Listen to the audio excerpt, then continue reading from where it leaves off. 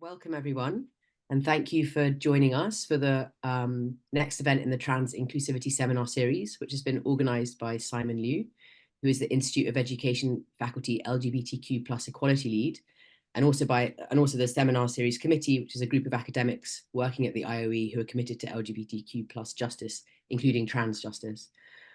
Many thanks to Simon for inviting me to chair today's talk by Oni Gust, which I'm really excited for.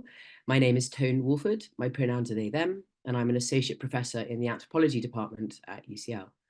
As an academic and a queer and a non-binary person working at UCL, I'm really excited that this much needed seminar series is taking place. And I'm hugely grateful to Simon and the whole team, as well as all those who've contributed, including the speakers, the facilitators, the guests, and the participants. And I'd also like to thank everyone who was involved in moving the event online so seamlessly today. So before we begin, I'd like to invite Dr. B. Wall from the University of Arts London to say a few words. Thank you so much for the introduction. So my name is B. Wall, and my pronouns are they and she. And I'm really honored to be a guest of honor today. So I thank you so much, Simon, for inviting me, and thank you, Tone, for introducing me. I've been following along this series of events over the past few months, and they've been fantastic. I've learned so much from each event, and I think it's just been so necessary. Even since these talks have started, there have been a number of things in the news, and I don't think we need to go over all of those, that have just made it more and more apparent that we need these sorts of events. I wanted to sort of make a couple of points before we started, just not take up too much time, but kind of lay some seeds to think about, or things I'm going to be thinking about today. One of the things I wanted to sort of say is it's always good to shout out trans creators. And for me, I will, every time I get a chance, I will have a shout out to the trans actor, Vinnie Heaven, who I always like to thank, because if it wasn't for them, I wouldn't have been able to find my gender. And they produced a play called She's a Good Boy that really made it possible for me to articulate how I was feeling. And I think it's so important to remember that being visible is important for kind of creating role models. The other thing I wanted to talk about was sort of a conversation I had with my own mother when I came out to her, and she was struggling a little bit about this. And she said, I said, look, I want to live in a world where I want to create a world for my children where who we are when we're born doesn't determine who we have to be when we were grown up. And she said, well, I want to create that world too. And I said, well, I'm going to live the reality to create the world where that's not the case. And so I guess the thing that I'm thinking about today in this story of trans history, which I think is a wonderful, important story to talk about, is creating a trans future. What does the future of gender look like? What can it look like, but what do we want it to look like? I think so often we get stuck in the past of what folks assume gender has been or could have been.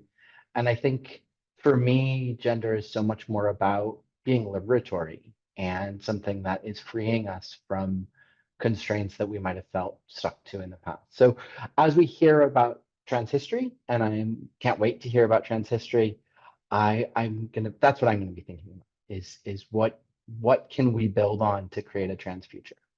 And without further ado, I'll pass back to Tone and see where we go next. Great, thanks so much, V. Really important questions that you're asking about the ways in which we're framing time here, because as you say, there's also a difficult present to be dealing with.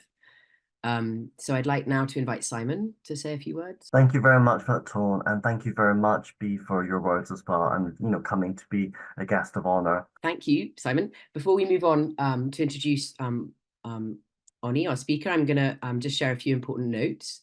So after the talk, so this is about questions.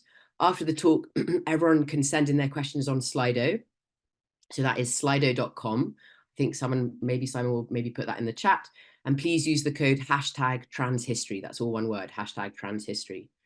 As you're considering your questions, please note that our priority is to keep this conversation respectful and safe for everyone in the room. For everyone online in this online room, in particular, queer, trans, and gender non-conforming participants. So we do ask that you keep that in mind. On content notes, these have been shared prior to the talk, but as a reminder for those who might have missed it, please note that in their talk, Oni will be addressing a couple of topics, including cissexism in dominant narratives of the past, criminalization and pathologization and the trans archive. They'll be talking about colonial violence and the erasure of gender diversity, and colonial violence against gender diverse indigenous peoples. And there's going to be mention of discriminatory language used in history to describe intersex people. So with that having been said, I'd like to now introduce with great pleasure today's speaker, Oni Gust. Oni Gust is Associate Professor in History at the University of Nottingham. They teach transgender history and histories of race, gender, and sexuality in the colonial context, mainly focusing on the long 18th century. Their book, Unhomely Empire, Whiteness and Belonging, 1760 to 1830, was published in 2021. Oni is currently developing their new research project called Kin, Transgender History with and Beyond the Human, where they're working with school teachers and artists, trying to think about what it means to write transgender history in the context of climate catastrophe.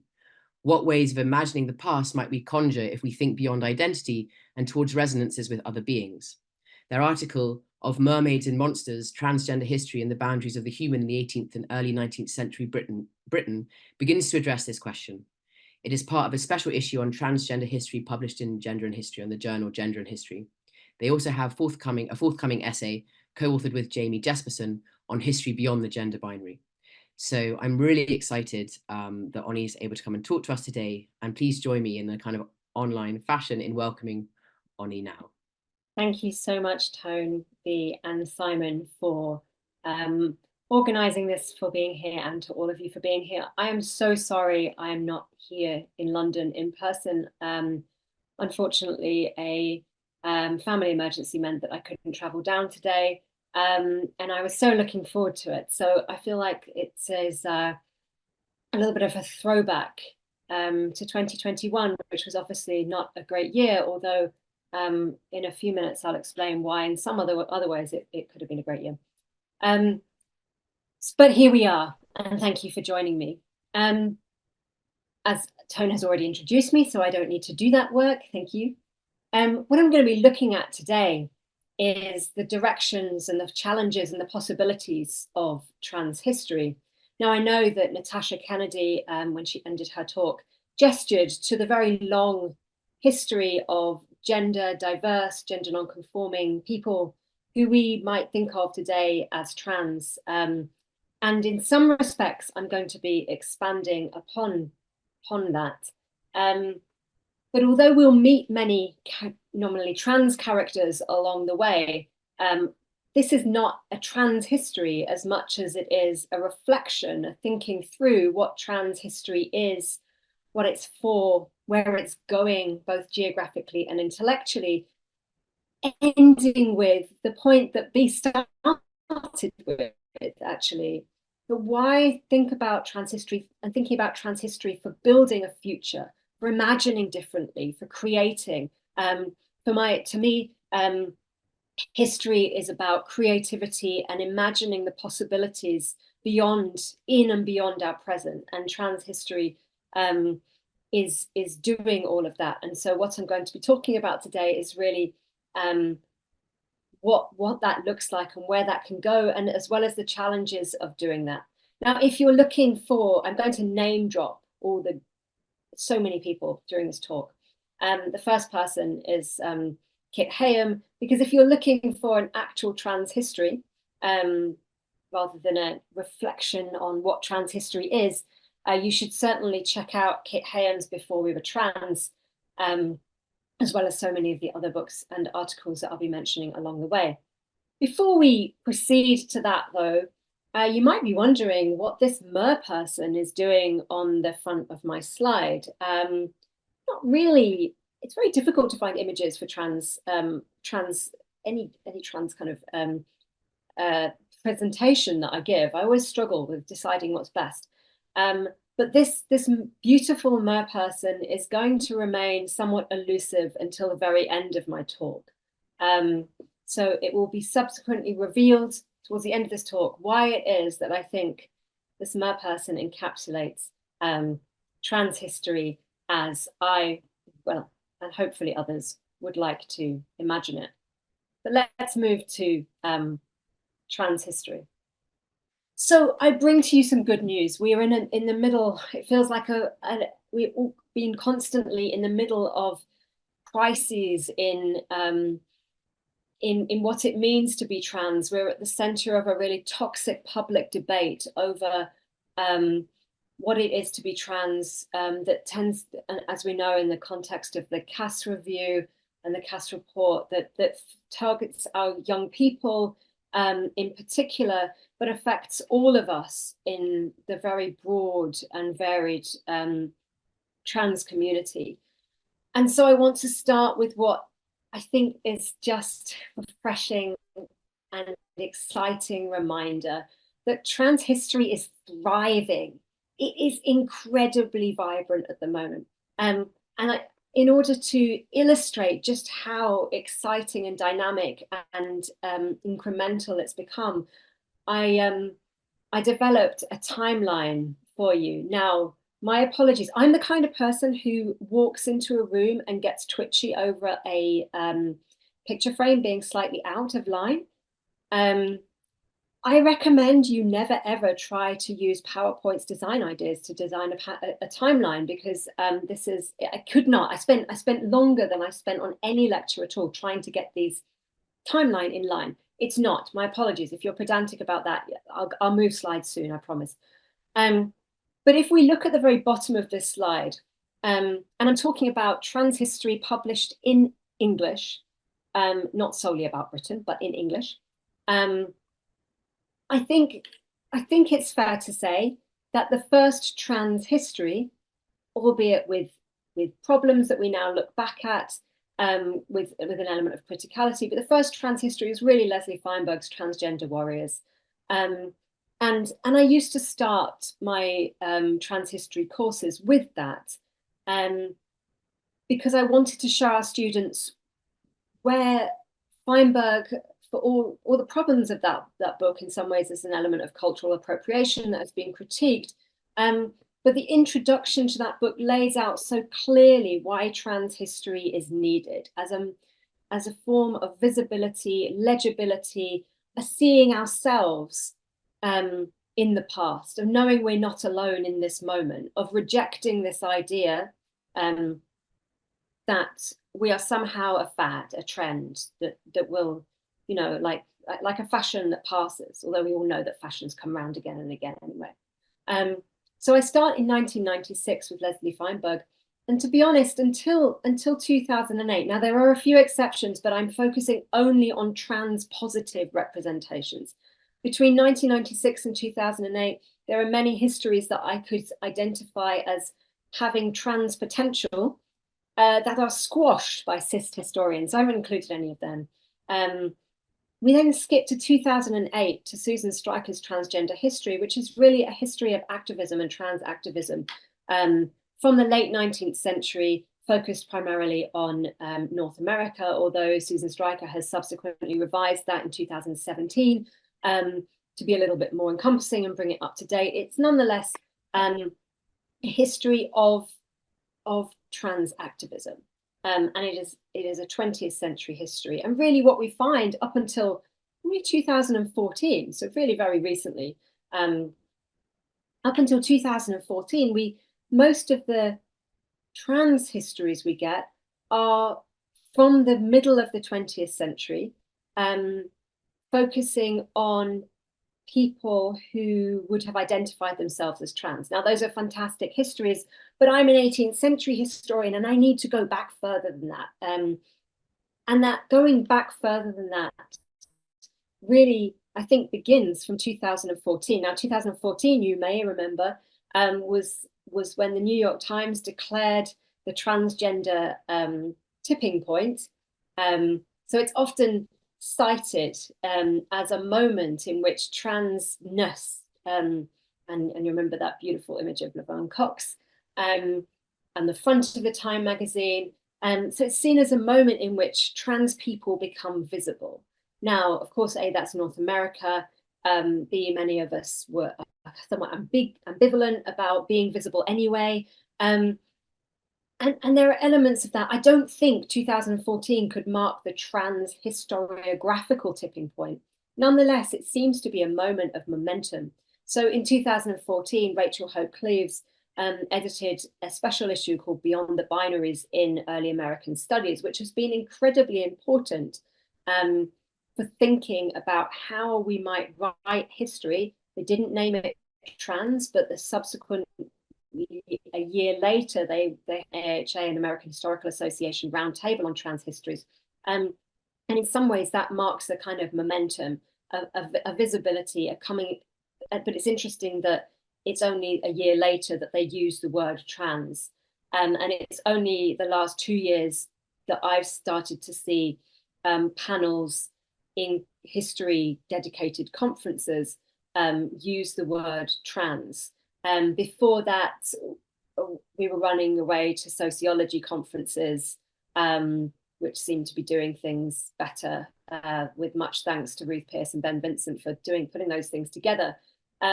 History is a slow and conservative discipline, and although it's not as bad as philosophy, I'd say, it's not always the friendliest place to be. Nonetheless, since 2014, we've seen a snowballing effect of numerous amazing trans histories, including C. Riley Snorton's Black on Both Sides, again, a racial history of trans identity, a really important intersectional analysis. C. Riley Snorton would questions in his book whether or not he's writing history at all, and I'll come back to that towards the end of this presentation. And then Jules Gill-Peterson's Histories of the Transgender Child, which has been so widely cited and important, followed by special issues, Jem Mannion's Female Husbands. I'm not going to go through them all because you can read what's on the screen. And then in 2021, that awful year of so many COVID lockdowns, 2020, 2021, we see an absolute flourishing of 4 fantastic publications, ranging from the medieval, Spencer Hall and Blake Gutt's Trans and Gender Queer Subjects in Medieval Hagiography, and Greta Lafleur, Raskolnikov and Klowoska, sorry, I've massacred that, Klowoska, their Trans Historical, which again has been incredibly important for thinking about what it means to write trans history before the use of the word trans, before the modern idea of a separation between sex and gender, and ideas of what it meant to be a gendered being become more like the discourse that we inhabit today. And then Zoe Playden's The Hidden Case of Ewan Forbes, and Howard Chung's Transtopia in the Cinephone Pacific. And if you don't know Howard Chung's work, you really should look it up. He thinks about trans history. Everything else I've looked at previously, cited previously on this timeline, is focused on North America primarily, in some cases from Female Husbands, North America and Britain. Howard Chung's is a thinking about what trans looks like from the Cinephone Pacific, but also broadening those links to think internationally and transnationally. And then in 2022, Kit Haynes' Before We Were Trans. And finally, this special issue to which I have contributed in gender and history. It's amazing that it's taken this long for gender and history to do a special issue on historicizing trans past. They have published things on trans history, just not brought it all together. And that's thanks to Chris Mark, Joanna DeGroot, Marola Parasamindi. I haven't read Jules Gill-Peterson's A Short History of Trans Misogyny yet. I haven't had time to breathe. But that I have no doubt is going to be phenomenal. Now, this is just the tip of the iceberg.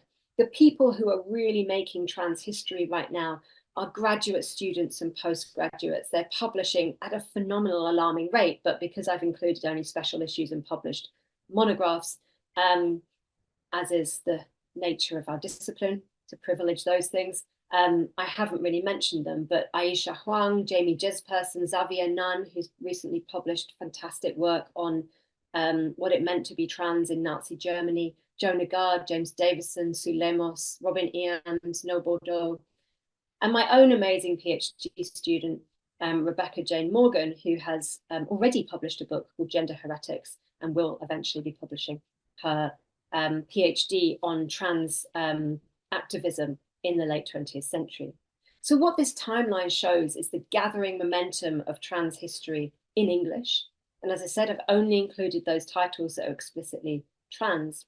And I haven't mentioned any of the brilliant articles, including Tess Wingard's The Trans Middle Ages, in a journal that you would think is incredibly conservative, called the English Historical Review. So that is quite a win. And I wanted to start with that lively momentum as a reminder, because I use it to remind myself as well, that in the midst of what feels like a phenomenally violent backlash, not just in Britain, but across the world, where we're constantly being a subject of debate, refused as not living beings, but ideologies, cast as dangerous, particularly to the next generation. But this is happening anyway, and it's going to happen, and we're here, and we're not going away. And so I want to start with that reminder. But let me turn to what you're here for, which is, well, what is trans history? Now, maybe that seems obvious. Trans history is the history of people who, crossed gender, transgender, refused to live in the within the constraints of a given society's gender norms. But as we start to try to unpick what trans history is and who it might include, it becomes a little bit difficult. It becomes slippery to think about what this is. It's not actually obvious what trans history is. And I'll come back to the issues of this soon in terms of methodologies. But before I go on, I would like to say that this problem of what trans history isn't a new problem, or it isn't unique to trans histories either. It's the same problem in many ways that historians of lesbian and gay pasts have faced in times before the word lesbian or gay were used extensively. In some ways, although, and Kit Hare makes this point very well, that in some ways it should be the problem that, a history of women face, where the term women wasn't self-explanatory, that other words have been used to describe what people think of as self-evidently womanhood.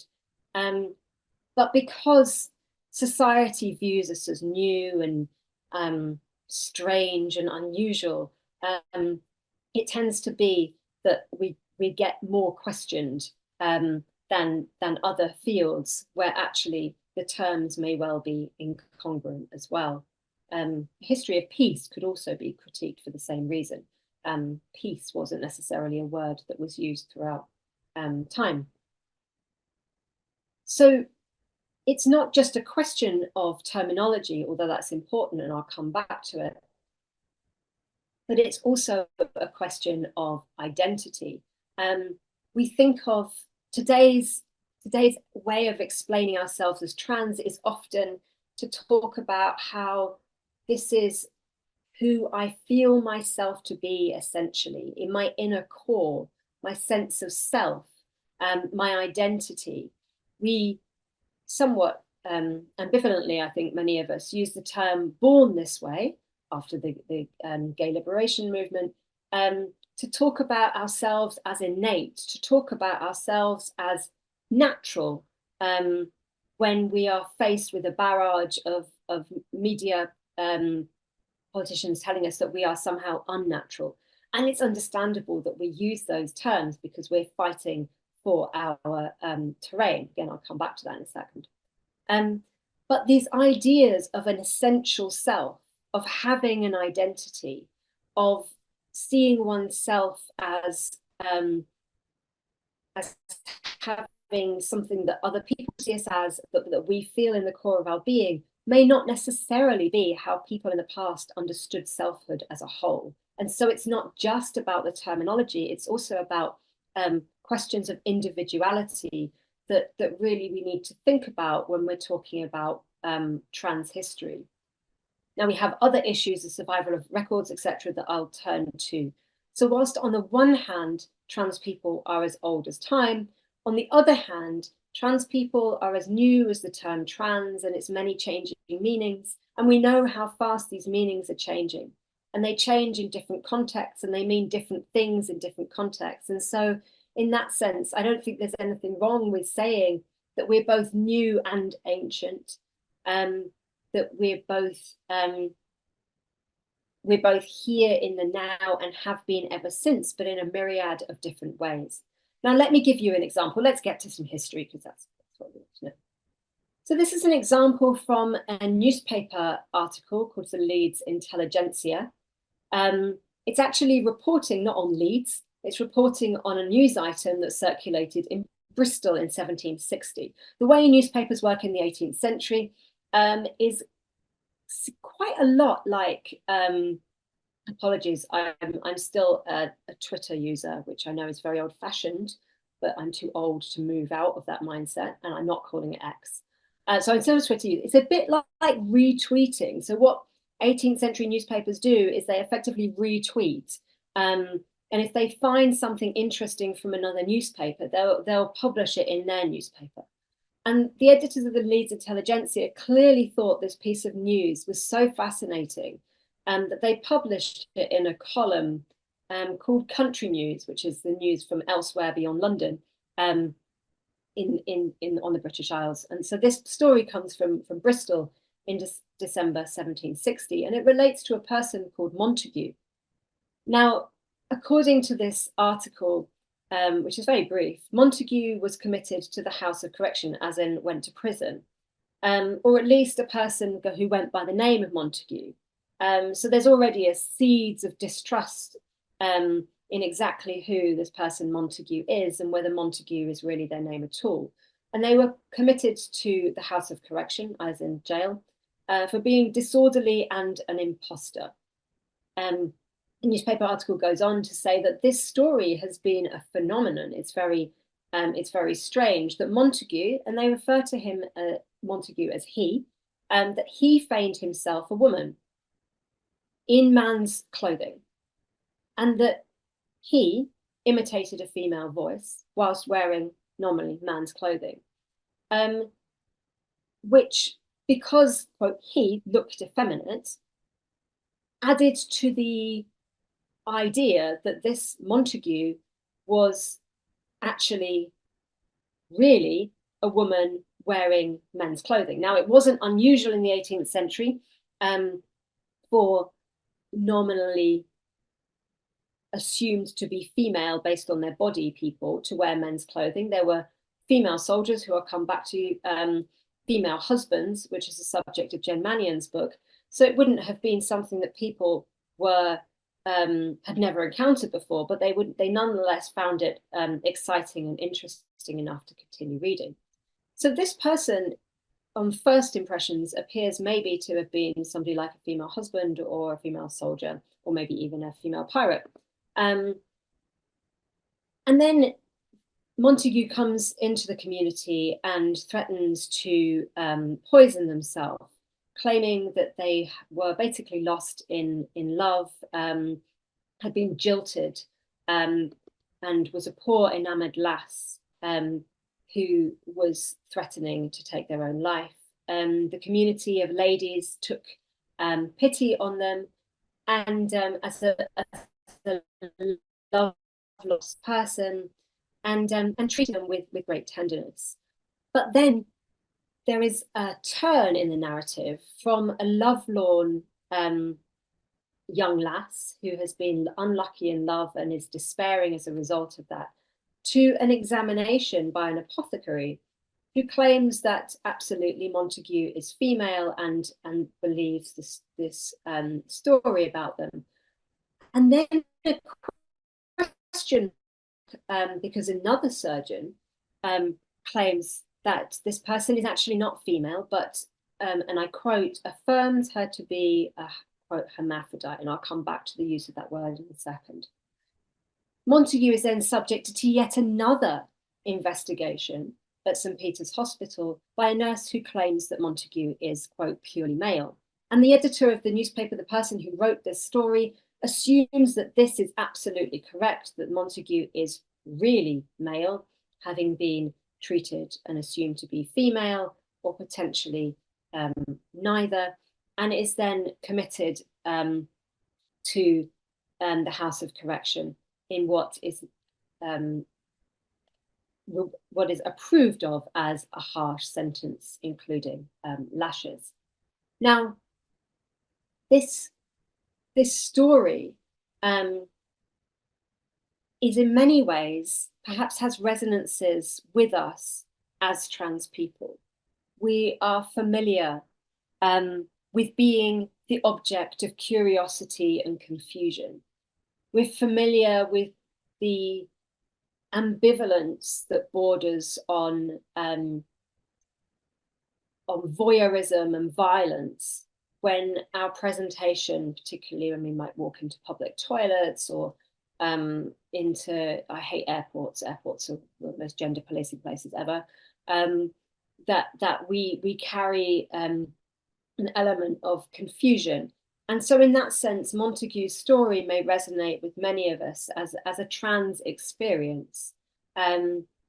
Certainly the question marks, the examinations, the pathologizations that Montagu is subject to as a result of their ambiguity would be familiar to many of us who have gone from doctors to doctors to doctors. I hope not all of us, that we have been subject to this kind of voyeuristic pathologization.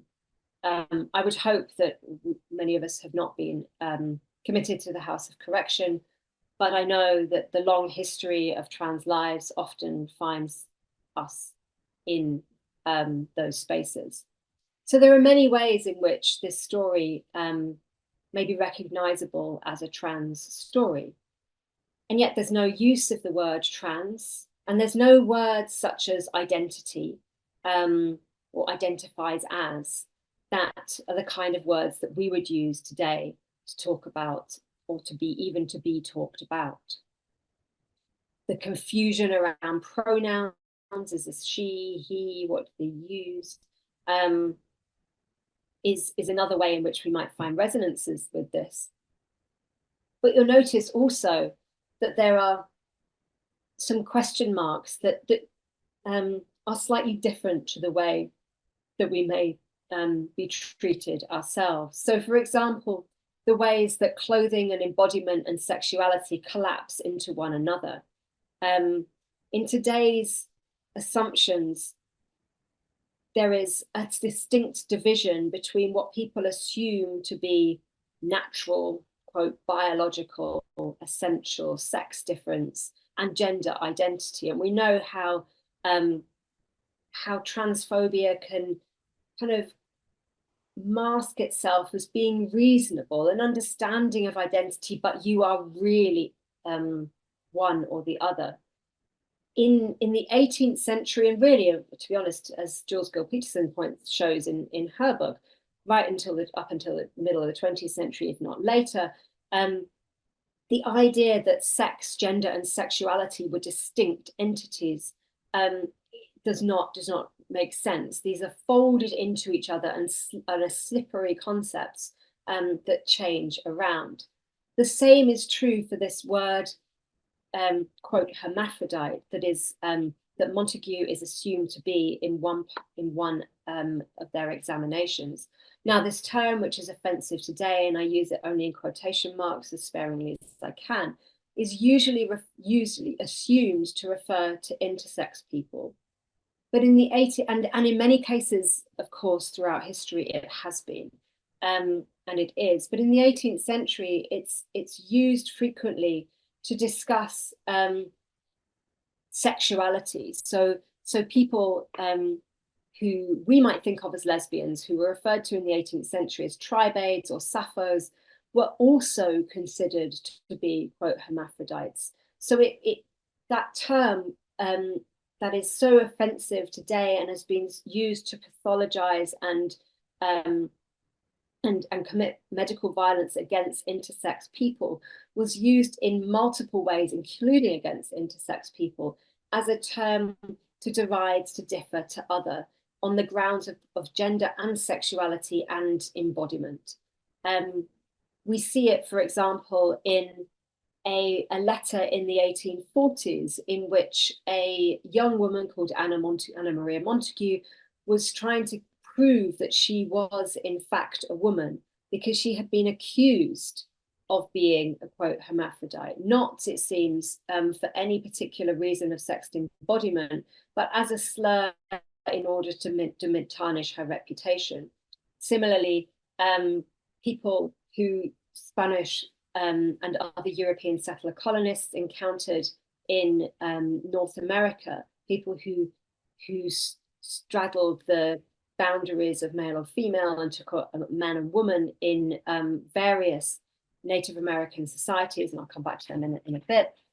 Those people were often also referred to as, quote, hermaphrodites, as well as, quote, sodomites. And so the boundaries between sexuality, sex, and gender are slippery. Now, we'll never know how Montague understood themselves, their world, their identity, if identity was something that was important to them. And that leads me on to thinking about the challenges we face as historians of the past, that everything we have here is the words of a newspaper editor who has chosen to relay this story, who has chosen to relay this story on their own terms in order to sell a newspaper, in order to create a sensation out of a person who was unlucky in love and who appeared to the audience and the community around them to make no sense. We'll never know what Montague actually called, named, how they understood themselves. And this is one of the biggest problems we face when thinking about trans history. I'm going to turn now to the challenges of trans history. There are a couple of parts to this. The first one is, where do we find evidence of trans life? Now, on one side of your screen is a image of E.J. Scott's. This is from E.J. Scott's Museum of Transology website. For those of you who aren't familiar with E.J. Scott's phenomenal work, E.J. set up the Museum of Transology in 2014 with the intention of creating an archive that was made by trans people themselves, so that we would no longer be subject to the gaze on and to definition on other people's terms, on the terms of those in power. And he has been and continues to be, to collect all the objects and artifacts that trans people themselves believe are important and symbolize them and their lives. If you're not familiar with it, do go and see the website, and if the exhibition is near you, it's based in Brighton, then go and see it. It's a fantastic, changing, community-led example of grassroots history in the making. But for the most part, historians prior to at least the 1950s, if not even later, don't have anything like this at all. Maybe we have the Beaumont Society's letters, which Rebecca J. Morgan is making great use of. But beyond that, most of what we have is written about us rather than by us, where the us refers to gender diverse, gender non-conforming people. So I'm going to go through some of the examples of material that we do have in case you want to go out and do research yourself, but also to give you a sense of the scope as well as the challenges of trans history. So the first thing, the gold dust, what every historian really wants to find are letters and diaries. Letters and diaries, first person perspectives, are in some ways, my students often think of them as a truth of a person. Now I try not to, I don't think that letters or diaries are necessarily one inner truth, because I don't believe we have one inner truth, but they are certainly the closest we get often to people in the past, their voices, their sense of themselves. Letters are often quite public documents that circulated around different friends and relatives, but they nonetheless often do contain quite intimate details if they're being shared with family or very close friends. Diaries, again, are not usually the kind of under lock and key documents, at least for the 18th century and before, that we would necessarily expect today. I don't know if you're a child, used to receive those little notebooks with a lock and key, which was all very exciting. I'm not a big diary writer, which gives the impression that a diary is a completely internalized account. Actually, most diaries from the middle of the 19th century earlier were also public records. It was expected that they would circulate around family and friends, much like a letter does. The exception to that, of course, is Anne Lister's diary, which is perhaps the best known diary of queer life that we have in Britain. Anne Lister, made famous by the film Gentleman Jack, and I'm going to use they to describe Lister, wrote much of their diary in code, which was only really broken in the 1980s, describing their sex life with women lovers. That kind of diary is so rare, it's absolute gold dust, but it is an anomaly in what we have as historians to work with. Is it evidence of trans life? Well, that's been the subject of enormous contention. And I hope that the consensus now remains that we can think of Lister as belonging both to trans and lesbian histories, belonging to genderqueer and queer histories, belonging, and in some ways, belonging to themselves alone, because it's such a unique document that whilst it gives us incredible insights into Lister as a phenomenal person, an incredibly elite person, and in many ways dominating person, it doesn't necessarily give us the breadth of nominally trans life that we'd like. What we look for then, beyond the magical holy grail of letters and diaries, which tend to exist and remain largely for the elite. The reason being that even where people from lower orders of society, from poorer backgrounds, even when they were literate and they did write, keeping hold of letters and diaries is quite an expensive business. The paper itself is quite expensive. So writing copious amounts of your inner thoughts is quite an expensive and indulgent activity. So even if you can write, it's not something you can do that regularly. But also holding on to those materials is expensive for families and friends. And so actually the surviving records are very few. If you think about it, if you don't have very much storage space, you're unlikely to keep hold of letters or diaries that when you've got more important things for your immediate survival to hold on to. And so the letters and diaries that we do have tend to be related to the elite, such as Anne Lister. Also, the Chevalier d'Eon is another example, and I won't go into their history, but the Chevalier d'Eon wrote copious amounts of volumes of autobiographical material, letters, writing and rewriting their identity as somebody who began their life their adulthood at least, as a spy and a soldier, and ended their life as a relatively impoverished woman who taught fencing. I don't have time to talk about the Chevalier d'Eon, that's for another talk. So what we do look to in order to get a broader spectrum of what we might think of as trans life are medical records.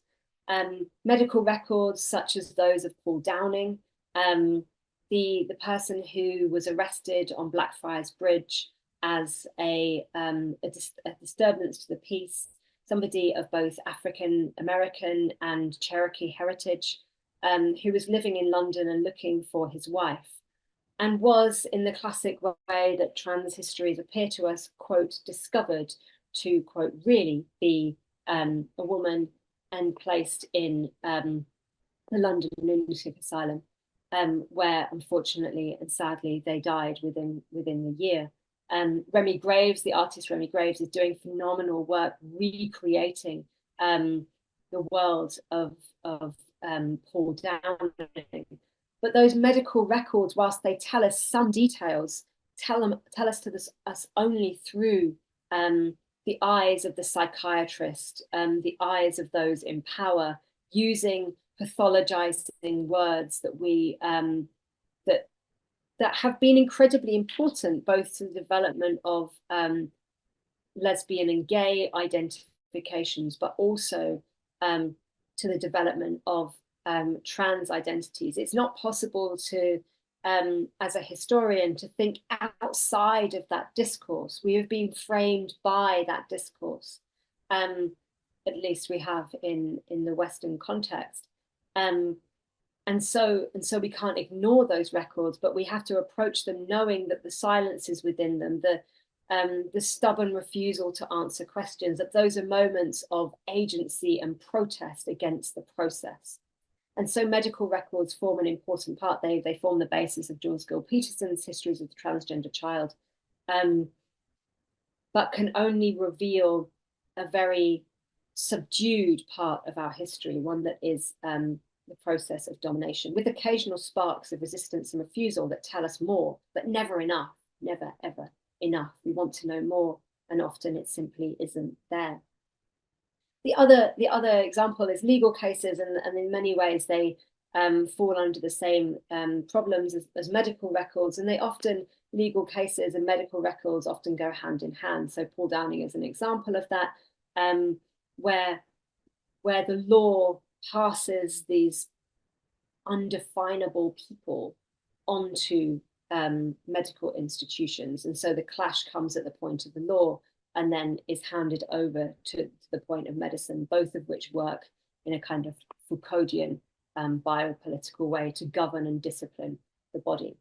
Newspaper reports then pick up on these cases, and we see this again we saw this with Montagu, we've seen this with Paul Downing. It's certainly the case for Charles Hamilton, who Jen Mannion talks about in Female Husbands, that newspaper reports love, and they still love, a gender non-conforming person or a discovery, in quotation marks, of somebody who is really male or female when they were presenting differently. They love those cases and they refer to them as deceptions. And so newspaper reports are a way into thinking about how power operates to define, to other, to police, to control gendered life. But it tells us very little about the people who lived those lives. Similarly, popular pamphlets and ballads gets us closer to the ways in which wider society understood and in some cases celebrated, but with an edge to it. So we can see pamphlets and ballads such as A Female Soldier, the history of Hannah Schnell, a surprising A Female Soldier is a popular pamphlet which subsequently becomes ballads of James Gray Hannah Schnell, who served in the military as a man, and only, and again, I'm struggling with language here, quote, revealed themselves to be, quote, really a woman after numerous years of service in the military. And the pamphlet, Surprising Adventures of Chanel, the Female Soldier, celebrates to a certain extent that life, but also encourages an element of voyeurism and of sensationalism around gender, what we might think of gender nonconformity, and spreads it out popularly. So we can see this as a form of power, but we can also see this as a way in which, although today's politicians would have us believe that trans people are a fad and a new phenomenon, we know that people who transgender existed in the popular consciousness long ago, in even further back than the 18th century, although there's a boom in this so-called female soldiers, female pirates in the 18th century, that these people have been circulating. And that whereas when we get these newspaper reports, such as the report of Montagu, I think it's important to think, well, sometimes the moment of sensationalism of a report that reads like, this is the only person in the world who behaves like this, can also hide the fact that the readers are interested, but maybe not so shocked as the report would like us to believe. That maybe there are people all over the place who are just living in the community. And those people won't have left a trace because they're just living in the community. And so behind these sensationalized reports must be a world of people, gender diverse people, who were just getting on with their lives. And we'll never know those histories and those stories because they weren't deemed worth reporting. But even in the sensationalization in these newspaper reports and the legal cases and the popular pamphlets, the fact that these words, and they are different words to the words we use now, and often offensive words, but the fact that these words did not have to be explained. Nobody had to stop mid-sentence and say, this means X. The fact that these words were common knowledge suggests that these beings and lives were common knowledge. And so maybe, although it's speculative, although we'll never get to the details of it, maybe that shows us that there's more to trans existence than just the hype, just the sensationalism.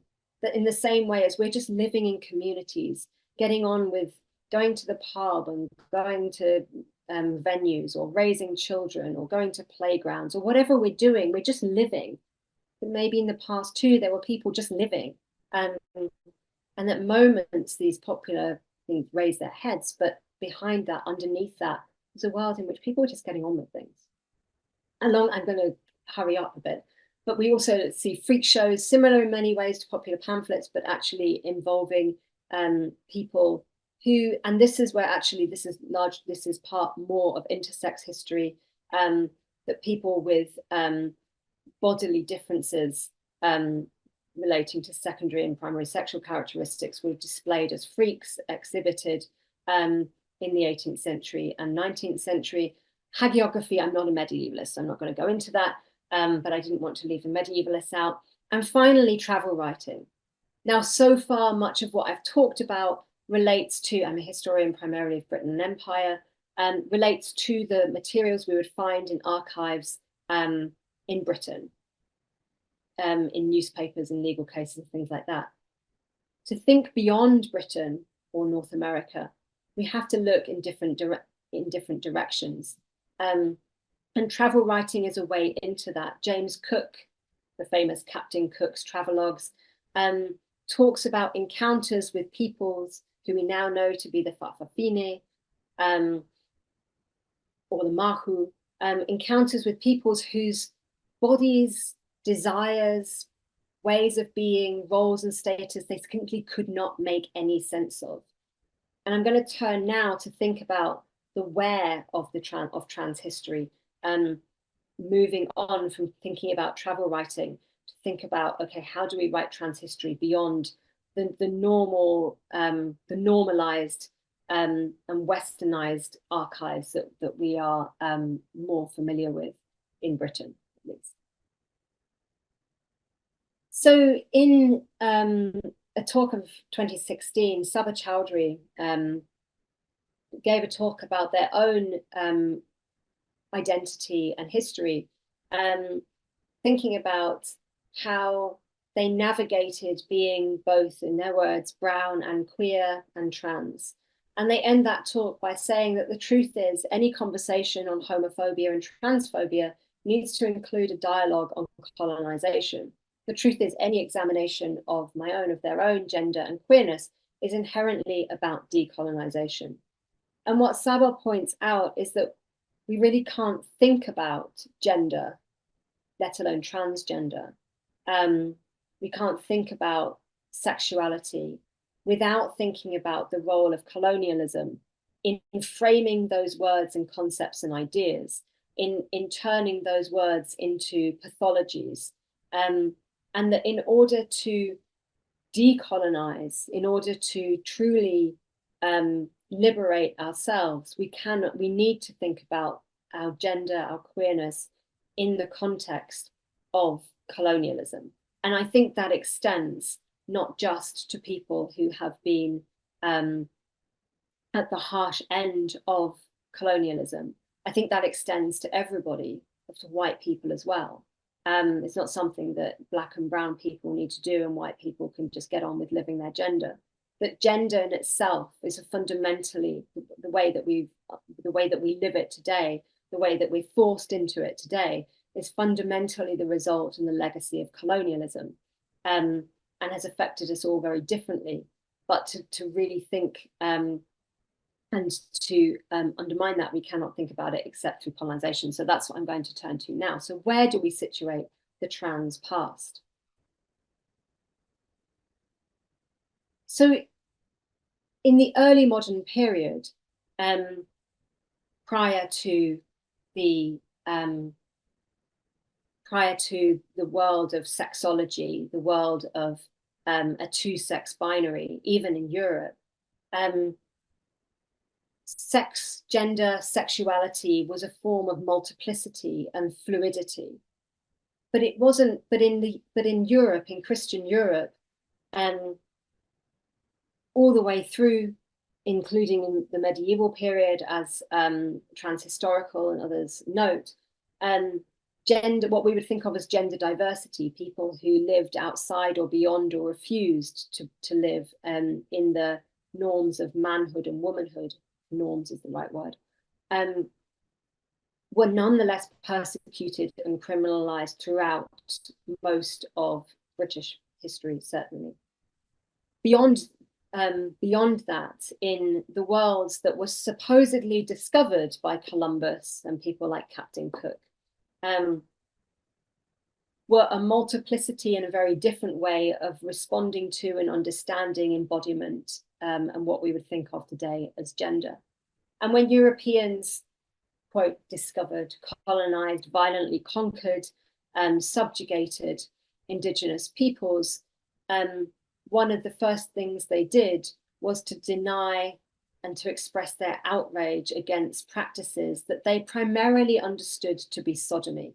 So, for example, and this is cited in Roscoe's Changing Ones, Alva Nunez Cabeza de Vaca stated that I saw a most brutish and beastly custom, to wit, a man who is married to another, and these be certain effeminate and impotent men who go clothed and attired like women and perform the office of a woman.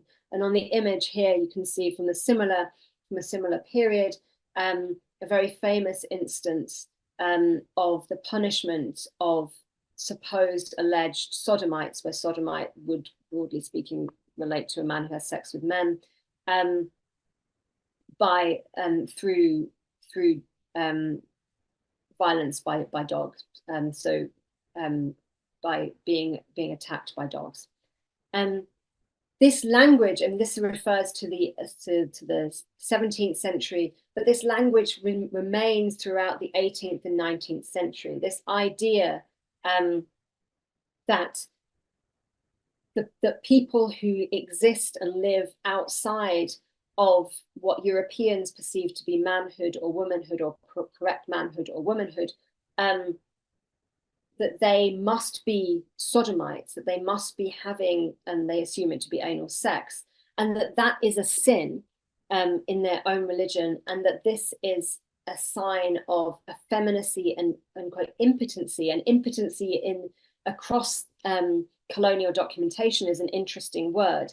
It can refer to castration, and we'll see that in relationship to the Hijra. It can refer to castration, but it's an incredibly ambiguous word that could, in many ways, if we use it in our terms today, refer simply to erectile dysfunction, and quite how they know that is another question. But impotent generally means, and the other way we use it, the metaphorical way we use it, powerless. And we can see in this very brief moment of disgust that is replicated in settler colonial travel writing in George Catlin's Dance to the Badash, we can see how power and femininity, or power and masculinity, and impotency and femininity go together, where we have a situation in which the idea that somebody who is assumed to be a man, be they Akwi or be they Hijra or be they Fafine or Mahu, that somebody is perceived by Europeans to be male could possibly take on roles that they believe to be associated with womanhood is an absolute horror and abomination. And this has been seen by, I I'll come to this in a second, by Jamie Jespersen, as an example of the long history of colonial trans misogyny, that at the core of what we might think of as trans history in the context of European colonialism is trans misogyny that dictates and dominates all the subsequent violence, both epistemic in terms of knowledge, the violence, the crushing of peoples, the refusing of their existence through these representing them as immoral and brutish and beastly and animalistic. The crushing of them and the literal violence against them comes from trans misogyny. Another example of this from a much later period, from the late 19th century, in India, which I am more familiar with, comes from the Criminal Tribes Act in 1871. And the Criminal Tribes Act was an act that criminalized anybody who wasn't legible and recognizable to the British imperial government. It was largely against people who were wandering. And what's interesting about that is that people in Britain who were punished for gender transgressions, people such as Charles Hamilton in the early 19th century, a nominal female husband, were often punished as vagrants, as wanderers. They couldn't be put in place. Literally, they couldn't be settled to be laborers on the land, but also they couldn't be placed in a box as one or the other gender. They wandered across it and they were criminalized as a result of that.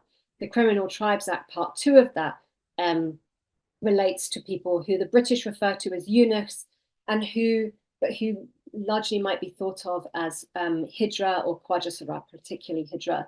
Khwaja is the term in Pakistan. I don't have the time to go into the distinctions and the histories of them.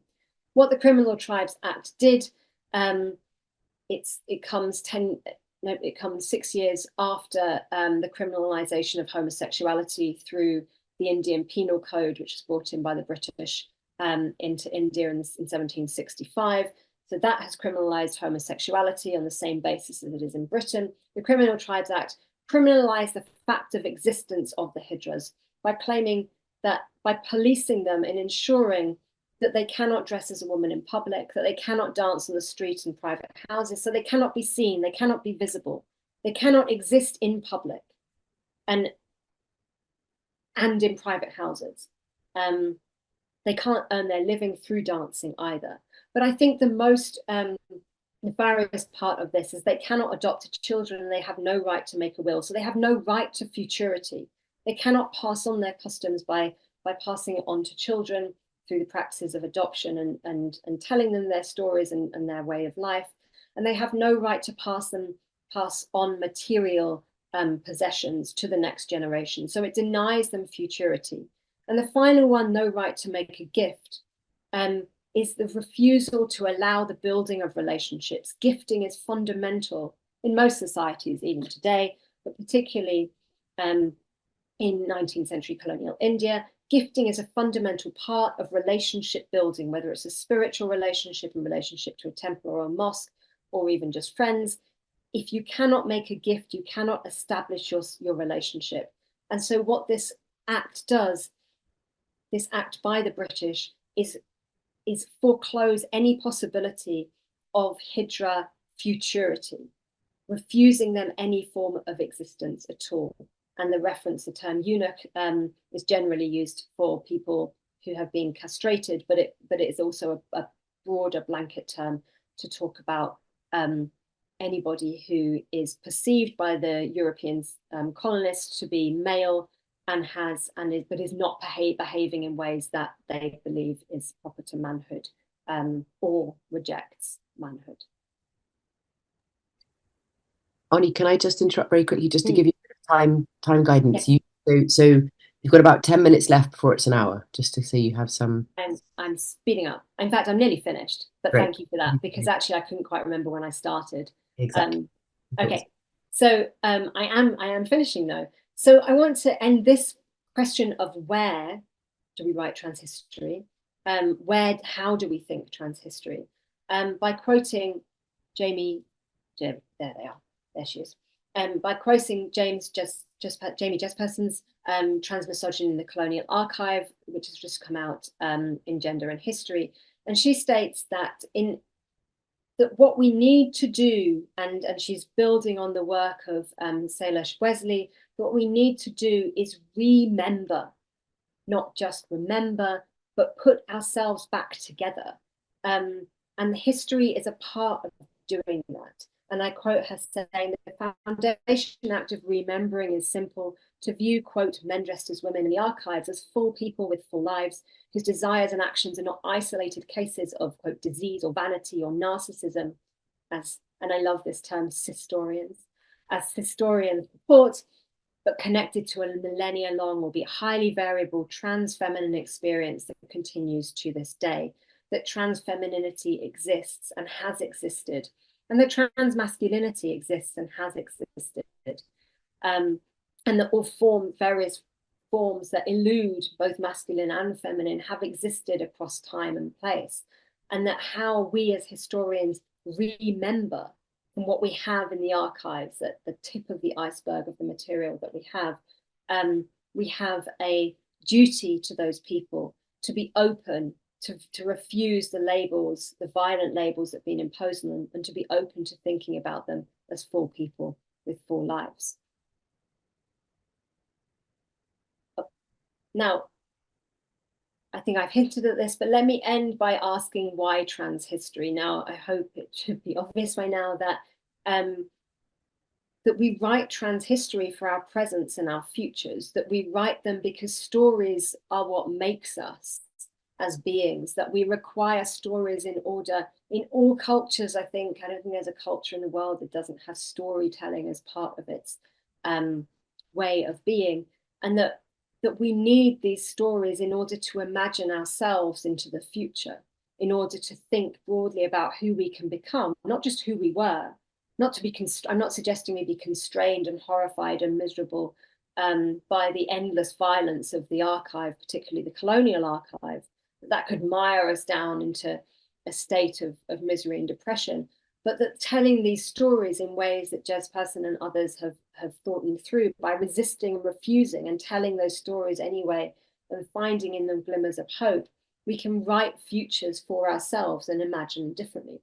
So what about mermaids? I haven't mentioned mermaids at all. How is this possible? What on earth do mermaids have to do with this rethinking and reimagining of trans life? Well, my own work focuses on mermaids who aren't necessarily, I'm not claiming are necessarily trans, although they're great fun. This is a mermaid sighting from the 1750s. It's the Saint Germain mermaid that was caught off the coast of what is now Peru, and brought back to Paris and displayed in Paris, dead, unfortunately, not alive. Although some accounts claim that it was alive. My reason for thinking with mermaids is because whilst it is nice to find human subjects in the archives who look so much like us, firstly, their stories are often so incomplete or so overdetermined by power that we don't get to them anyway. And secondly, those people may not today think of themselves as trans. So what I'm trying to do is get outside of identity labels that I think foreclose our possibilities and think with resonances rather than identities. To think with resonances of how we are treated in our experiences today, of being referred to as it, of being the subject of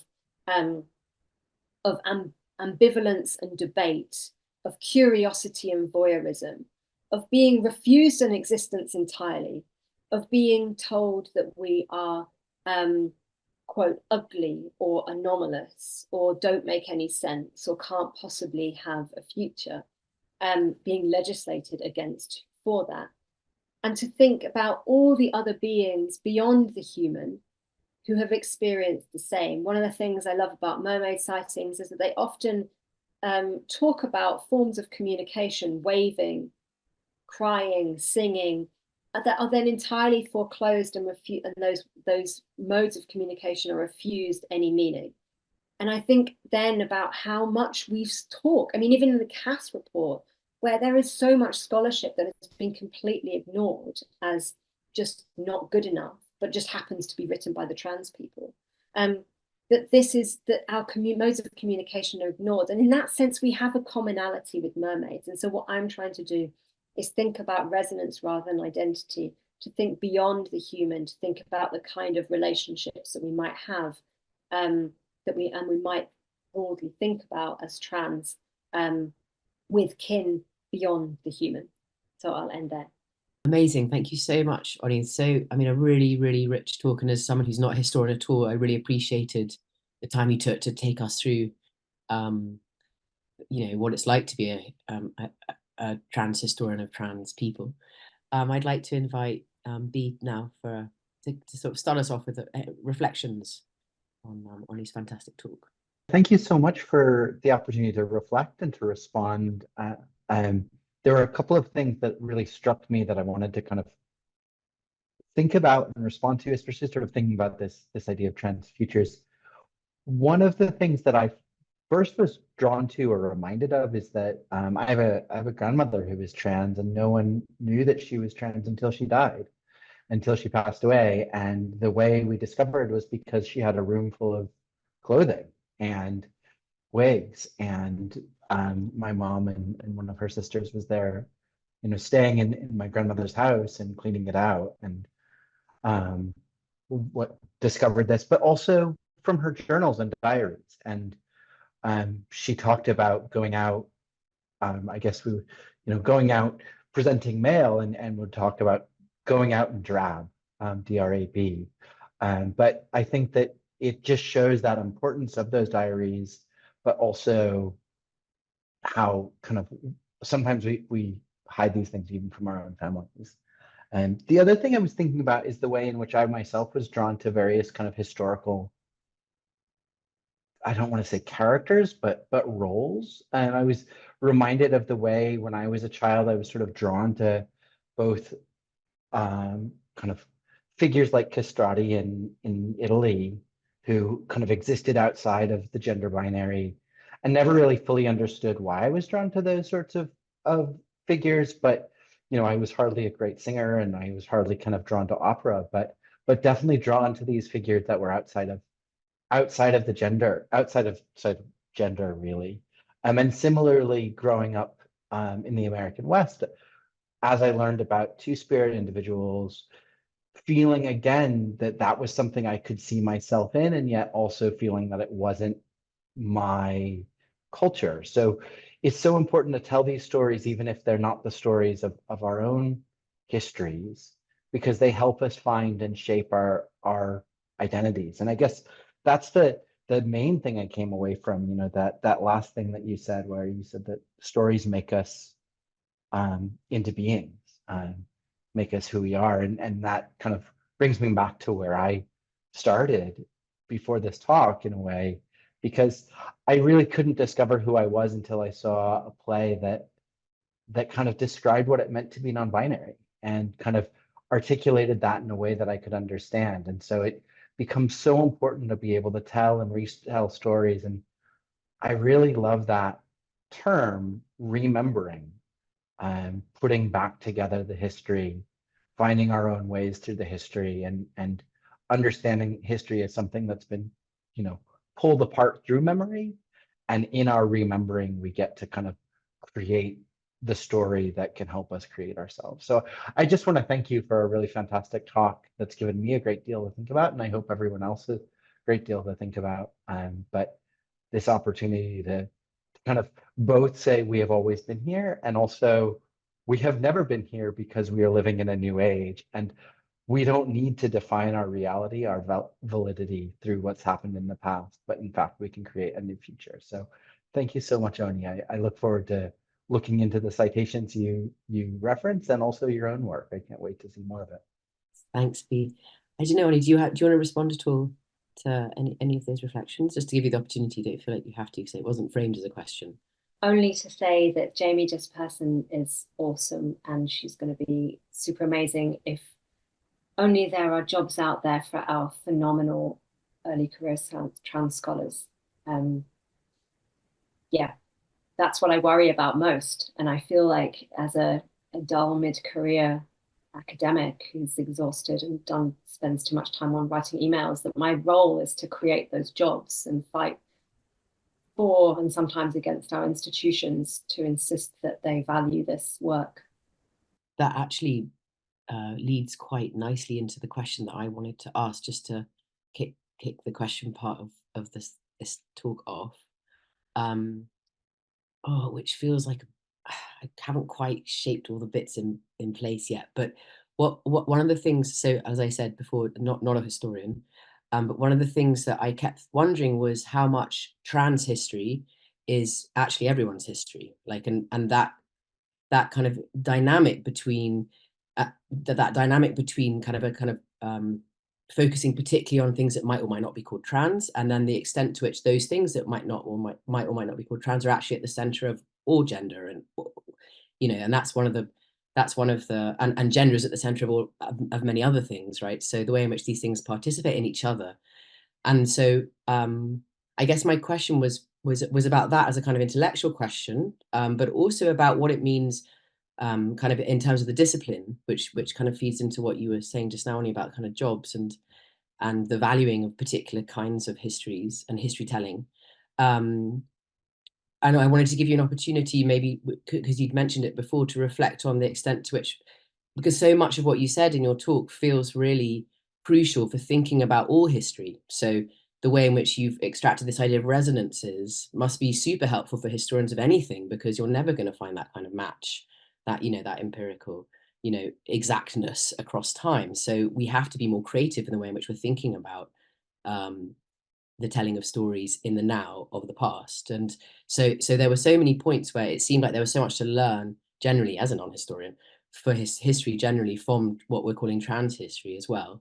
And I wondered about, just to give you the opportunity also to reflect on what it's like to be a historian of this in what you've called a kind of quite conventional discipline, and whether or not that's changing or not. So this is an intellectual question, but also an opportunity for you to reflect on, if you would like to, on personal experiences. I think this anecdote perhaps goes into both your questions there, both is this everyone's history and what it's like to be a trans historian. So I gave a kind of work in progress paper to my department. It's a very nice, friendly, collegial department for the most part. But I use we deliberately a lot, and I don't care who my audience is. I talk about us and our, and the we who have been othered and pathologized. And one of my colleagues asked me why I was using we, not in a kind of an aggressive way at all, in a curious way, why I was using we, and whether it was okay for cis people to write trans history, and when would be the moment that it was okay for cis people to write trans history. And I didn't quite have an answer at the time. It was one of those questions that you like regurgitate around in your head. And I was like, it's not that I think that everybody is trans. I absolutely, or genderqueer or non-binary. I don't. I think there are very definitely cis people out there. And that's great. But I do think it's important not to imagine a world or an audience to be and assume that they are cis or straight. I think it's more powerful to assume that everyone in the audience has some resonance, and that's kind of why I'm talking about resonance rather than identity with these processes. And maybe they don't, but if they really don't, if they really can't imagine what it is like to be if they've never felt themselves to be monstered or othered or uncomfortable, and this moment of being in a room in which they're assumed to have been othered or monstered, and that makes them uncomfortable, then I think that I've done what I want to do to them, for them. Does that make sense? Like, I'm just interpolating, even if the whole audience is actually cis, I'm just interpolating a we, because that's what we're doing when we tell stories. And even if they're not there, I want them to be there. So I'm going to talk to the people who aren't there in the hope that one day they will be. So in that sense, is trans history everyone's history? Yeah, and not that everyone is trans, but of course it is. And because I was going to say because it's the history of part of what makes us human, but given that I'm thinking about beyond the human, it's the history that makes us beings, in more than just our own individual isolated sense of needing nourishment to survive. It gives us, stories give us joy, and beings engage with joy. And they give us sadness. They're emotional, they're affective, and that does something, which I have learned from Sarah Ahmed extensively. So yeah, in that sense, I think it is everyone's history. And yet it's our history, and what it's like to be a trans historian. I love it. I love being trans, so it's getting better as well. It's just, I can't tell you how excited I am about these phenomenally brilliant PhD students and postdocs. So and knowing that they're there and they're excited and producing amazing research and doing that work that I just wished was there when I was a PhD student. I think that's great. So I feel really hopeful. I feel like, you know, the work I'm doing, I love doing it, and I hope one day I'll get some time to do a bit more research and maybe even like a sabbatical or two off to do that. That would be amazing, but in some ways I feel like it's not about me, it's about them. And I've got stuff to say, but I want to know what they say more. So I think it's a really exciting time to be a trans historian. Yeah, and we're in really good company, and they're just so cool and smart. What more could you want? Apart from a job, actually. That's secure employment. That's what more we could want. Thank you so much for that. I'm going to pass over to Simon now for questions from the Slido, but I might pop back in with more questions. Thank you very much for that, Tom. And thank you again, Ollie, for the talk. So I'm just going to briefly say something because there's so much echoing at the beginning, but I fixed it now, so hopefully it should be okay. And that's just to say, we have just gone past Trans Plus History Month. Sorry, History Week, not month, otherwise we wouldn't be past it. So, I just think it's great timing. Obviously, we couldn't do it yesterday because it's Sunday. So I think this is the closest we could really get, realistically speaking. And it's just amazing to have you sort of, I guess, mark the end of it, but hopefully not the end of talking about trans history. And also, I just want to say I'm really, really happy and privileged to be part of the audience because it is everyone's history. And I'm learning this history is part of mine as well as everyone else's, and I'm clearly cisgender. Okay, right, so enough of me talking. So we've got some questions lined up, and I'm just going to go by the order that they were asked in. Okay, right. So this person has given their name. This is from Marty Davis. This person has asked, what are your thoughts on how we further popularize trans plus history to shut down the lie that we are new? And how can comms people work with academics to do that? Thanks, Marty. That's a great question. So the work is being done. I don't know who's proclaimed last week Trans History Week. It's great. I'd love to know who it was.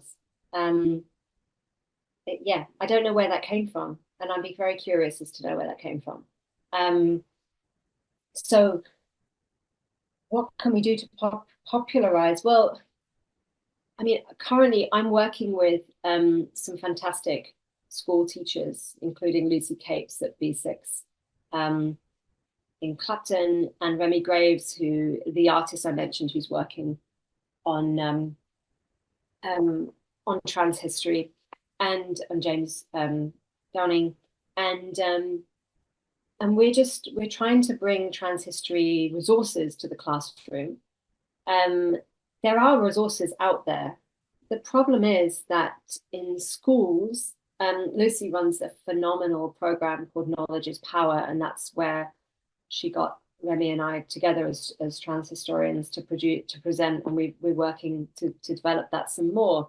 The problem is, of course, with the school history curriculum, is it's difficult.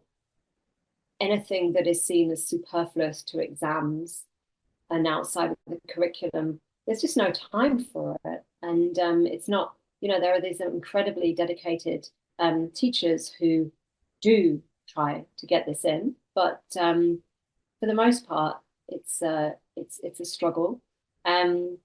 So in that sense, it's about reworking the curriculum, but reworking the curriculum is its own political minefield. Been working with school teachers for well over a decade, and it can happen. Governments try to bring in new things, but unfortunately, over the last 10 years at least, they have tended to make things worse. Some things are better, but yeah, history curriculums, particularly at A-level, are really quite dull, and because of this increasing emphasis on exams, unless you have, do we even want a trans history exam? I don't know. That doesn't sound desirable to me.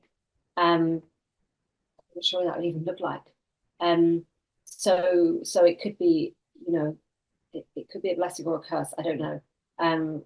But yeah, we're trying to do that work with schools. That said, as a relatively small percentage of students take A-level history. The earlier years is more exciting, and but I think it's already happening. I mean, museums are, people like Kit Hayem are doing phenomenal work with museums, and as part of diversification of their collections and reinterpretation of their collections. It's worked with Leeds Armoury, and then you've got Queer Britain doing great work. So it's happening, but I think it's really hard. And actually, this brings me to the question of how can comms people help? I don't know, but I really want a conversation, because I don't even necessarily know what comms people do. And one of the problems that we have is that everything is in such, the algorithms put us in such silos, and that we only see what we're already looking for. And so in that sense, I don't know how you reach people. I think the other thing that is really powerful are things like the Gentleman Jack series made a massive difference to understandings of queer lesbian histories. So getting those kind of things out there mainstream, working with artists, film producers, directors, series producers. But for them, of course, it's a risk. But the other thing that can do a really good job is advertising. I was showing my students 2 weeks ago an Indian ad for Vicks, the vapor, which is a story of a Hijra who adopts a child, and it's a beautiful tear-jerking ad. It's amazing. But that really raised awareness about the human rights issues that Hijras face, but also just then the fact that they are people who love other people and have, children who they love and want to succeed, and humanize them. And I think the more it needs a kind of scattergun approach, doesn't it? For anything to become hegemonic, it requires it's everywhere. Tentacles need to be everywhere, and in this world of incredible silos, that's very difficult, actually. But our presence, I mean, and in some ways, as horrific and frustrating and deeply dangerous the media reporting on trans people, trans children in particular is, and the backlash, it's raising awareness. I mean, we're seeing shifts in how the media report. They're not, I don't know if they're good, but there's minute changes in how trans people are being referred to. It's a double-edged sword. Do we want to be in the public eye? No, because it's it's awful and dangerous in many cases. But how do you gain visibility and ultimately acceptance as just being part of society unless you're in the public eye? I don't know. Thank you very much for that, Oni. Okay, so I've got another question here. So this is from an anonymous contributor. Hi, thanks for the great talk. Where do you think the European colonialist obsession with a binary gender system stemmed from? Yeah, really good question. Not a theologian, but I would say that, well, yeah, you kind of need to be a medievalist for this, but Christianity, I mean, medieval Christianity has a pretty important role to play in this. And in that sense, it stems from the fear around gender transgression is always about the fear of sodomy. And the fear of sodomy is usually about the fear of power out of place, and of those who should have power, as in cis men, putting themselves in positions in which, literally sexual positions in which they are penetrated, which is in their mind, in this kind of European Western Christian mindset, they've been penetrated, therefore they've been disempowered. So it comes from misogyny. It's inextricable from misogyny and the hatred of women and women's power. And it's so in that sense, I think we have to look at misogyny as a kind of foundation, misogyny and what we would think of as homophobia. As the foundations of this. There's an argument that also says it's about sublimated desire as well. So there's a fantastic article by Angelia Rundikar called Without a Trace, which is kind of preliminary to her book, the name of which just totally escaped me. But it's called Without a Trace, and it's talking about this 19th century colonial obsession with a particular case of homosexuality in the 19th century in India, and she's arguing that the archive doesn't tell us anything about people who we might think of as gay Indian men, Indian gay men.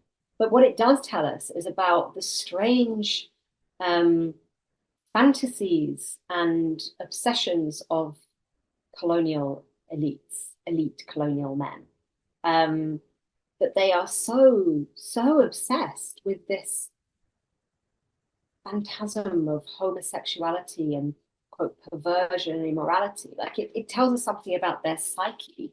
I don't know, I'm not that interested anymore in colonial psyches and explaining this. I'm more interested in the effects it has on everyone else. But I think that power and misogyny and sodomy are at the root, the fear of those things are at the root of this absolute insistence and obsession, as you say, with binary gender and everybody in their place. Thank you for that. Very, very clear. I just want to go back to the first question because you actually asked the question about who it started by, and it's actually Marty herself. Her pronouns are she, they. I just checked them. So she put this in the Slido. Thank you for mentioning Trans Plus History Week. Oni, in answer to your question, I founded the week. I'd love to speak to academics about it more. We're working hard to popularize Trans Plus history. Also, one way we can get it in the curriculum is that at KS3, Holocaust is a mandatory topic, and we just need to make sure it is taught inclusively to have Trans Plus people recognized within it. Marty Davis. Amazing. Thank you, Marty. I would love to know more about the process that led to Trans History Week. And you're probably familiar with Xavier Nunn's work, but that fits right into that Key Stage 3 topic. Okay, right. So on to the next question, again by another anonymous person. How do you think we, as a trans community, should record our lives now for future trans historians? Well, that's a really interesting question. I mean, that's what E.J. Scott has been doing for 10 years. I followed the Museum of Transology since its inception, quietly, and I love it. But what I think is really interesting about it is that when it first begun, it was very much the things you would expect, maybe empty vials of what was once injectable testosterone, and breast implants, and boxer shorts, and yeah, things that relate to binders and things like that. So, and now it's a much broader collection. I remember there were some really cute balloons for like "It's boy" after somebody's presumably top surgery, or I don't know, lower surgery. But it was noticeably medicalized. It's not a critique, it's just what people sent in. It was notably medicalized, and I think it's changed over the years, that there's a broader spectrum. And that's because that's not to suggest that the people who sent their stuff in were fundamentally focused on a medical transition. It's more probable that they had a sense of what is expected of you as a trans person, and that this artifact should mean something, and therefore it does mean something. So I think it's a self-perpetuating cycle. It's difficult to kind of get a grip on what actually was going on there, but it's a much broader collection now. So I guess, one way to do it is to donate to E.J. Scott's Museum of Transology, or build your own or something, and build those kind of collections. But I just think just be you, and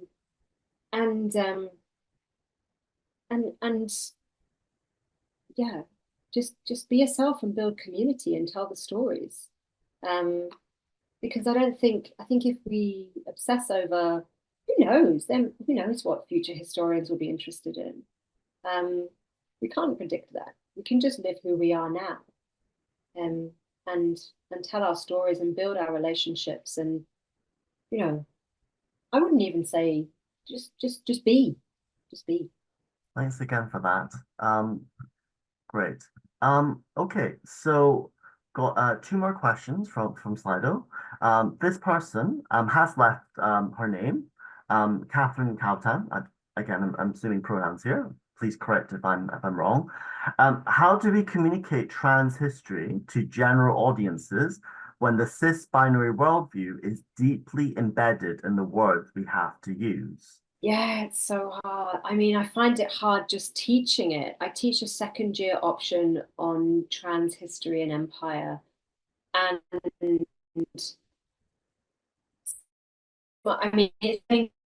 because there's more intercept that is trans affirmative every year. But history students and historians are never content with like a few sources. They have to cite loads and loads and loads to feel like it's valid. And we don't have loads and loads that's trans affirmative. So I have to set stuff that is really things about like nominally female soldiers, which is an 19th century term, and even articles being published in the last few years referring to those people as really women or in their disguise as. And the only thing we can do is just to write more and publish more, so that stuff doesn't have to be said. And just bombard them. Just keep doing it. So yeah, but then the words, and this is, I've been writing about this for a volume that Kit Hayman is putting together, about how do we get out of this idea that I cannot get my students to get out of this idea that someone was really female or really male. Some of them do, but they find it really difficult. They just, I say assumed female or assumed male. I don't say assigned, because assignation doesn't really, in British context, doesn't really come into the mid-19th century. But yeah, it's really hard. Everyone wants to know, what is it really? And that's so frustrating. And until we embrace the not knowing, I don't know how we're going to do it. But yeah, we just have to do it. Thanks again for that, and I definitely agree with that.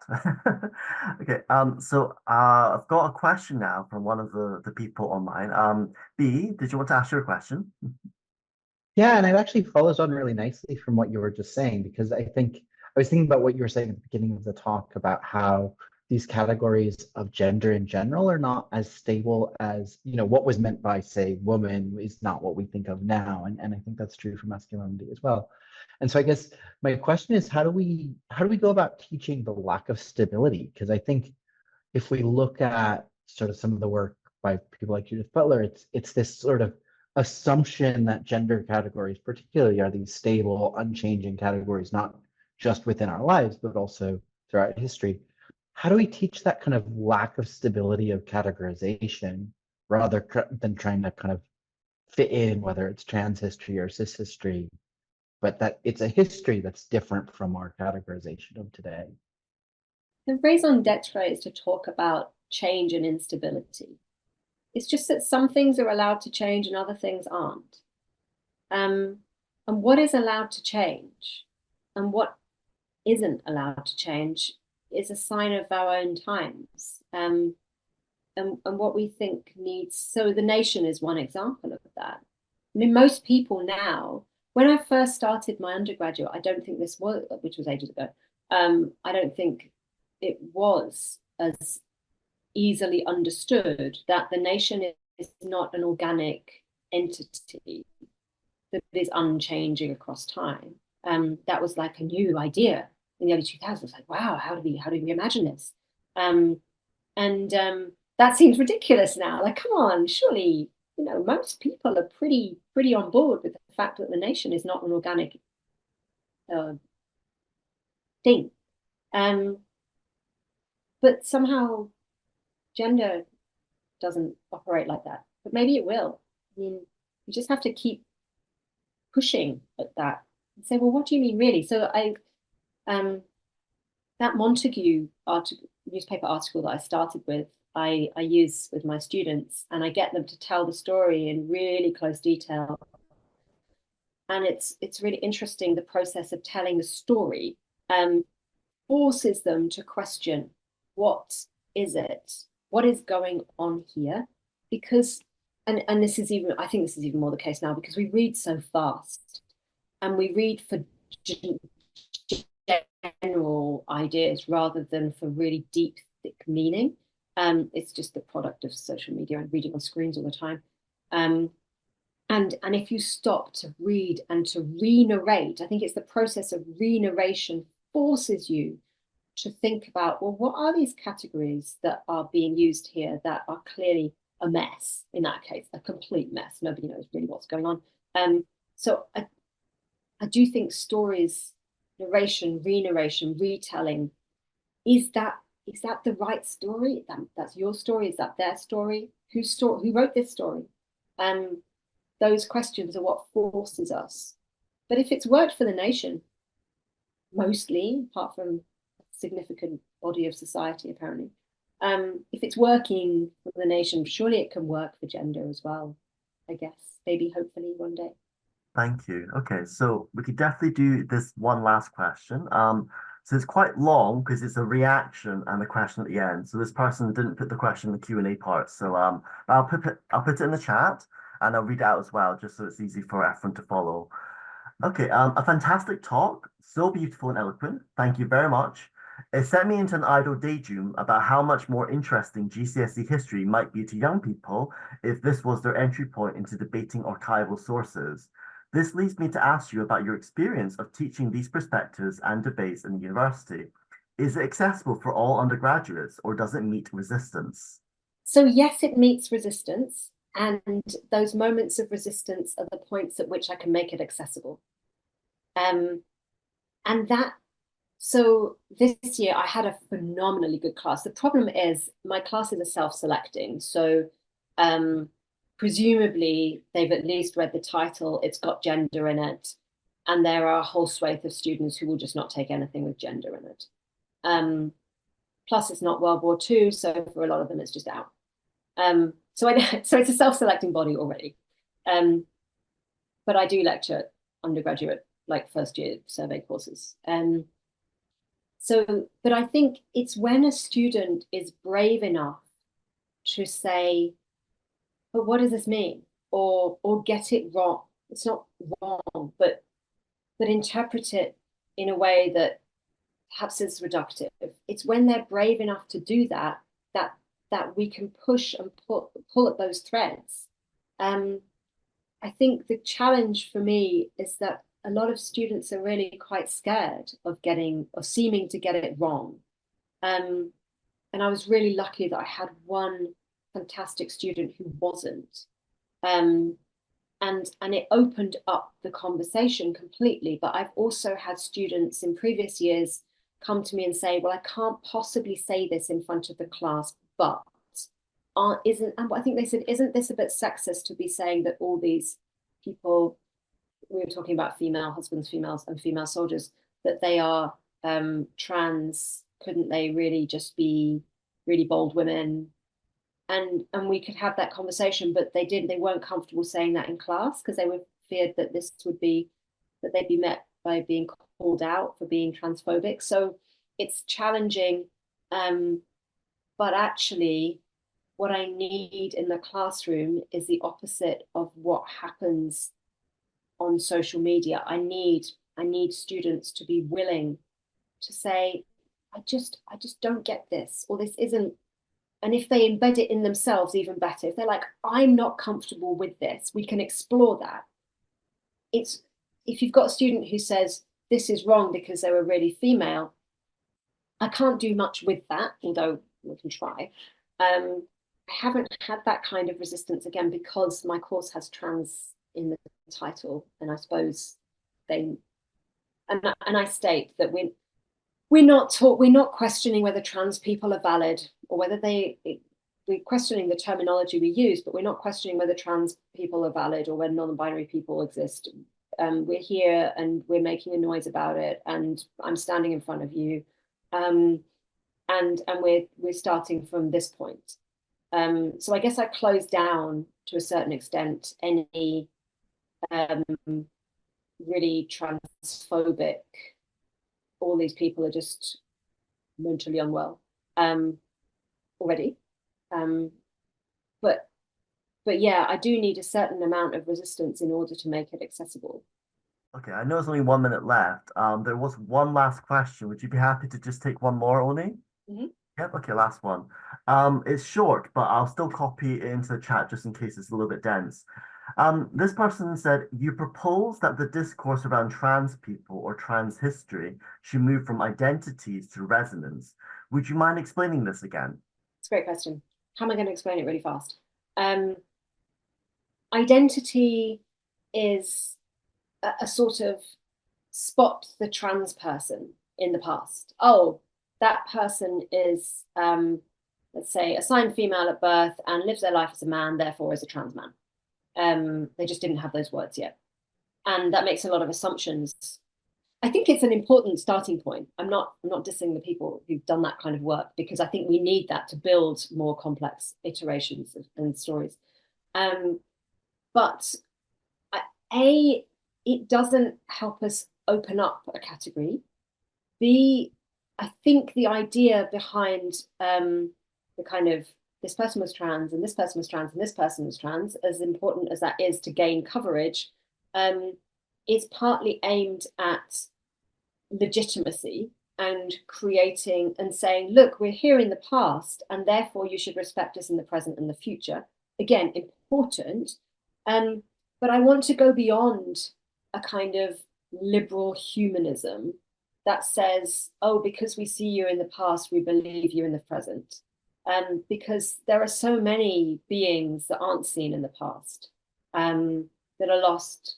I mean, Saidiya Hartman's work on Black girls in the transatlantic slave trade tells us so beautifully. They're lost, and we're not going to find them. And so resonance opens up the possibility for a wide range of potential experiences that we connect with. And it stops us from creating boundaries around our identity. and saying, no, you're not allowed in because you don't look like me, or you're just not, I don't know, feminine enough to be really a trans woman, or masculine enough to be really a trans man. Yeah, I think that I want to find a connection rather than walls, and resonance does that better than identity does for me, at least. So I just want to express my thanks again and gratitude for giving this talk and answering all our questions. I'm sure all of our online audience, as well as the small group here, are really appreciative of your time and the preparation of this lecture for us as well. So thank you very much. I just so wish I'd been there in person, and I'm so sorry not to have been. Okay. Who knows, maybe next year, right? Yeah. So, the Trans History Week next year. There you go. Exactly. Yeah. Thank you so much for the talk, Oni, and thank you for the good work you're doing. I don't know. I don't know if I have the right to say that, but yeah, I think it's really important that someone is doing this work, that anyone is doing this work, and that yeah, I just wanted to kind of really, as kind of as a trans person, I don't know, say it's really great that this is happening. Thank you. Yeah, thank you so much.